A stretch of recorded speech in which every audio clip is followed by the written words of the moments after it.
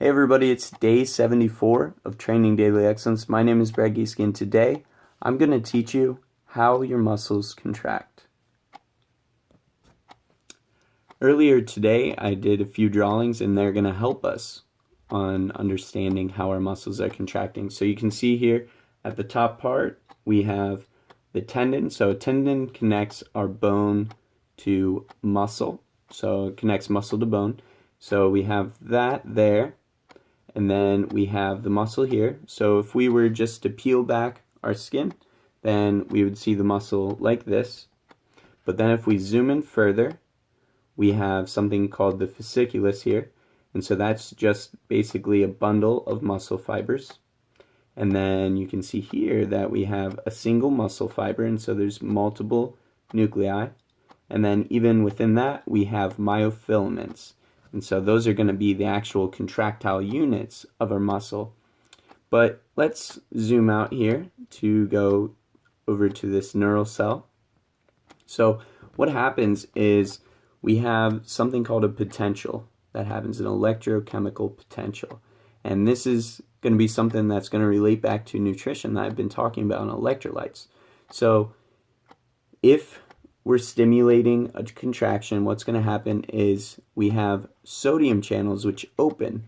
And so the sodium will rush in, and if it allows for a potential to occur, if there's enough of this sodium rush and the electrical potential changes enough, then we will have an electrical current that will travel from the dendrites down here to the cell body to the axon, and then so it's continuing from another neuron that's connected to it, and it'll go through the myelin sheath here. That's like a superhighway. It's going to speed up the impulse, and then it's going to get all the way to something called the neuromuscular junction. And so that neuromuscular junction is going to be where we switch over here, okay? So at the neuromuscular junction, we have this really cool thing called the sarcoplasmic reticulum. So it's just this network in here.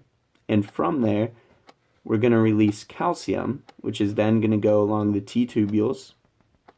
And that the T-tubules are going to basically transfer the calcium all throughout the muscle to stimulate it to contract. And so when it's contracting, we have our actin and myosin, and there's a ratcheting. So the sarcomere is basically something like this, and as the actin and myosin pull on each other like this, they're going to pull each other closer and closer and closer.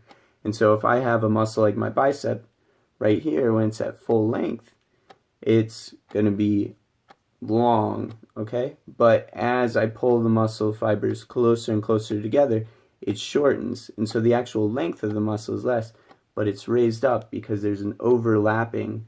So it's going from here, and it's basically overlapping and tightening.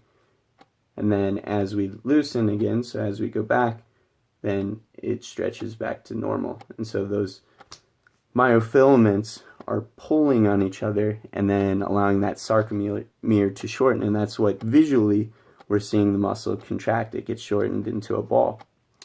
And so I wanted to bring this up today for a couple of reasons. One, just for curiosity's sake, I'm sure that you're curious what's actually happening in your muscles. And I know this is just a basic overview. I'm just trying to give you a couple of things to think about so you can think what's happening in my body.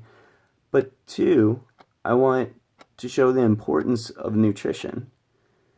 So our body needs electrolytes. I've talked about in a few other videos for Training Daily Excellence, but these electrolytes and really all these micronutrients that we get are allowing us to process and just go about all the biochemical processes of life.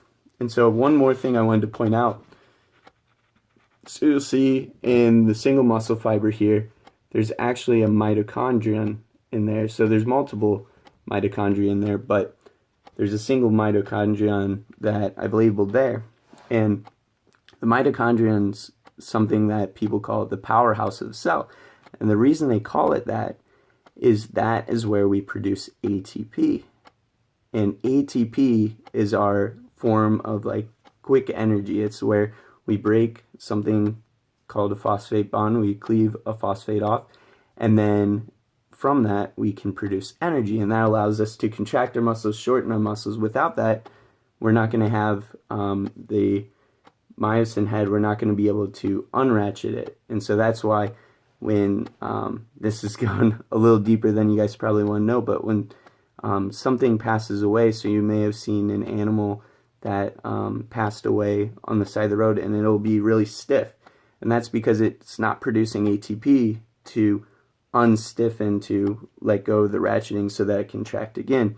It's stuck in that position. And so just another thing that is important, and the only way that we're producing ATP from the mitochondrion is by going through the biochemical processes which need those micronutrients. And so there's a ton of things that you're getting in food and fruits and vegetables and other healthy whole grains that are completely necessary for those chemical reactions to occur in the mitochondrion and on the outer layer and the inner layer that allow you to produce energy, which then allow you to go about the things that you need to do on the soccer field. So I hope you guys liked it. I know this one's a little more scientific than the other videos have been, but I just wanted to give you a little bit of insight on what's happening when your muscles are contracting, when you're exercising, when you're playing soccer. And subscribe, share, and give me some comments. Let me know if you like this one. If you have more questions, I'm sure there's a ton more questions that you have from this video, and I'd love to hear those. So check out the other Training Daily Excellence videos, and I'll have another video for you tomorrow. Let me know too what you guys want to see.